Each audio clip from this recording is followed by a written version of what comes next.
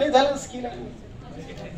हे जे स्किल तो शिकतोय एसीसी मध्ये सांगितलं, स्किल कशा पद्धतीनं तो ॲक्वायर करतोय, तो कसा इंटरव्ह्यूसाठी आणि यासाठी एम्प्लॉयबिलिटीचे स्किल कसे त्याच्यात डेव्हलप. जो व्होकेशनल आहे 5व्या सेमला सर 2 घड्याळी तास थेअरीचे, 3 घड्याळी तास प्रॅक्टिकल 2-2 घड्याळी, याच्यामध्ये तो व्होकेशनल पातळीवर इतिहास विषय असेल, पॉलिटिकल सायन्स विषय असेल, याच्यात तो ट्रेन होईल. आता ते अभ्यास मंडळ कसे बनवतात अभ्यासक्रम त्याच्यावर डिपेंड आहे. तर ते स्किल एम्प्लॉयबिलिटीचे त्याच्यातून डेव्हलप होतील त्या विद्यार्थ्यांमधून, असं त्याचं मिनिंग आहे.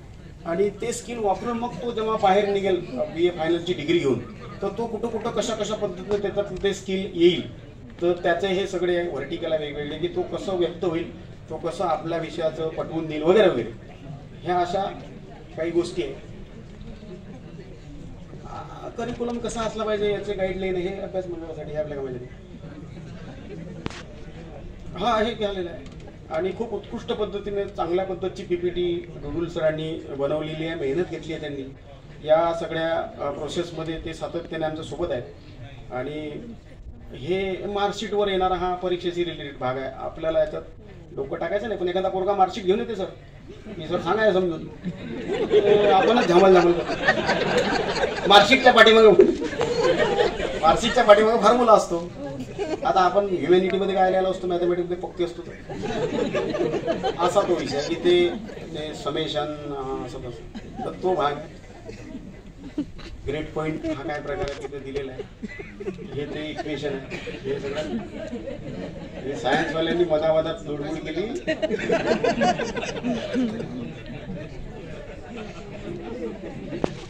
हा काय हे हा एक्झाम्पल सांगोलकर सर आपला दर्यापूरचा कॉलेज आहे. 120ची कॅपॅसिटी आहे, 8 विषय आहे. आता आपणच कॅल्क्युलेशन करायचं. नाही अधिकृत काहीच नाही. आता पण तो अधिकृत असं काहीच नाही. 120 कॅपॅसिटी जिथं क्लोज येईल तिथं थांबलं. 121 कसे काय करणार तुम्ही ऍडमिशन. मग झालं ना 120 जर अंदाज. अरे बाबा आता परमिशन तुम्हाला 120ची आहे भारतीय महाविद्यालय. एक्झाम्पल आपण जर बॅचेस तयार केलेल्या आहेत, प्रॅक्टिकल मध्ये सांगतो आपण 16ची आहे, तर अशी काही सायन्स मध्ये वेगवेगळ्या बॅचेस दिलेल्या आहेत, अशा 8 कोर्स दिलेले आहेत. बॅचेसचं आपण लावलंय. प्रॅक्टिकलचा बॅचेसचा उल्लेख आहे.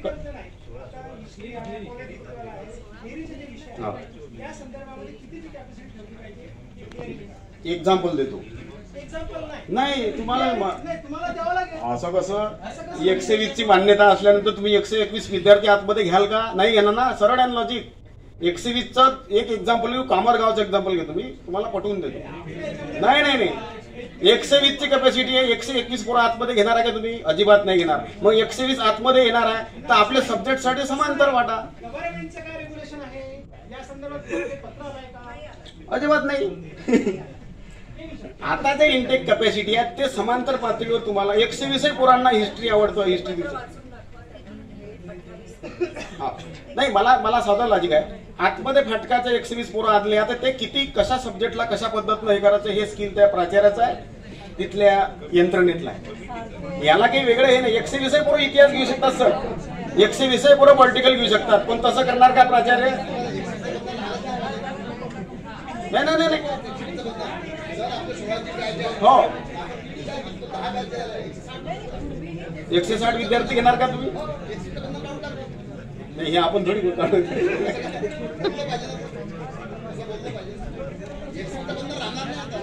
नाही इंटेक कॅपॅसिटी हे जॉईंट डायरेक्टरने दिलेलं आकडा आहे. आता या आकड्यातनी तुम्हाला बसवायचं आहे तुमचं. बस ज्या महाविद्यालयामध्ये विषयांची संख्या खूप आहे, हा प्रॉब्लेम कुठे आहे. ज्या महाविद्यालयामध्ये 14 15 विषय आहे, एकच वर्ग आहे, त्यांच्या वाट्याला 10 पोरं येतात सर. काही पर्याय नाही त्यांना. तुम्ही 120च्या वर जाताय, एकच सेक्शनला मान्यता आहे, 14 विषय आहे, ते करतील नाही. आपल्या वाट्याला थोडे. आज आपल्याजवळ काहीच नाही. आपल्याजवळ 120ची कॅपॅसिटी आहे आणि एखादा पॉप्युलर शिक्षक आहे तो एवढे विषयाला कसं काय आतमध्ये येईल. त्याला समान पातळीवर डिवाइडच करावं लागेल.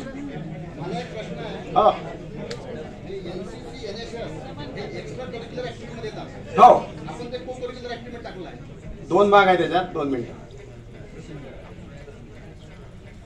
एनसीसी स्पोर्ट्स हे एक्स्ट्रा करिक्युलर ऍक्टिव्हिटी आहे. आपण ते को-करिक्युलर टाकलं आहे. को-करिक्युलर मध्ये ते येत नाही. को-करिक्युलर टूर, फिल्ड प्रोजेक्ट आणि अभ्यास मंडळ हे येतात. तुम्ही कोणत्या पान नंबरवर? को-करिक्युलर पाहत नाही मी ते फिक्स केलं आहे. पान नंबर सांगा, पान नंबर तुमच्या PPT. त्याला 5 नंबर